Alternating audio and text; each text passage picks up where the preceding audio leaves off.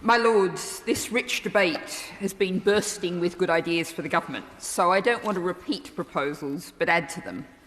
I'll note that I entirely agree with Baroness Young of Old Scoone's 6-point list and thank her for securing this debate and introducing it so brilliantly.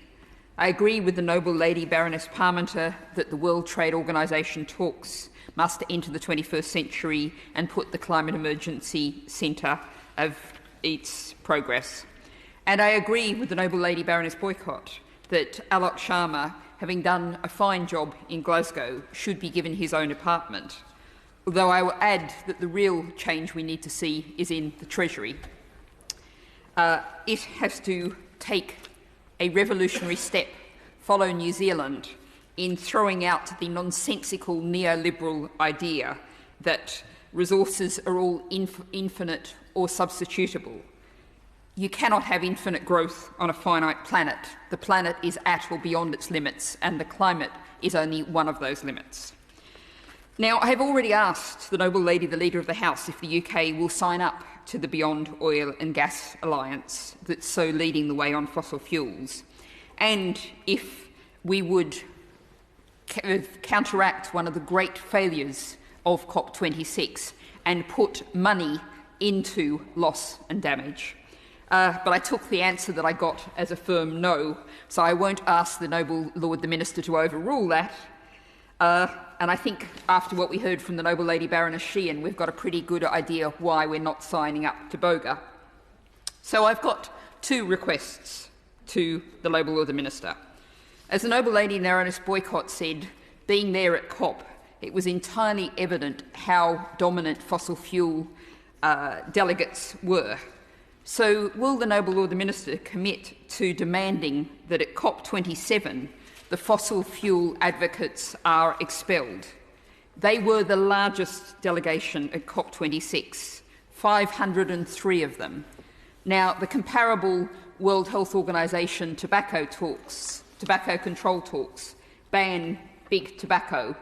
Let's get big oil and gas out of COP. Now, I want to make a second point, which is a broader point. I was with many members of this debate in Glasgow for nearly all the 2 weeks, and I agree with the noble lady Baroness Boycott that the blue zone was often depressing. There were some real high points. I think the cryosphere zone, although perhaps the high point is the wrong term, what we had is the scientists from the frozen, or I should say currently frozen parts of this planet, and Indigenous people from those areas, providing powerful testimony on just how much even the COP process is not fully accounting for the dangers that we face.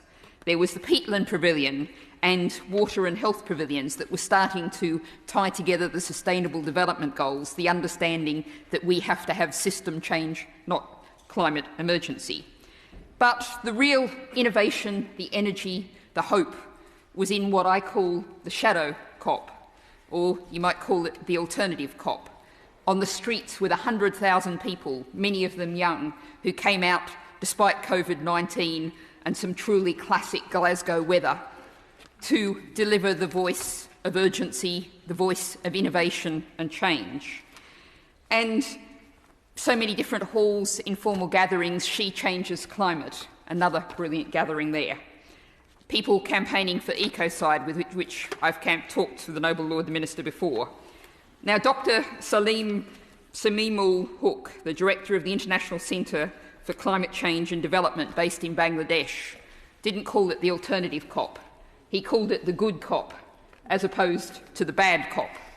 So I asked the noble Lord the Minister, will he make sure DEFRA's halls are open to the people from the good COP, listening to those voices that the government is listening?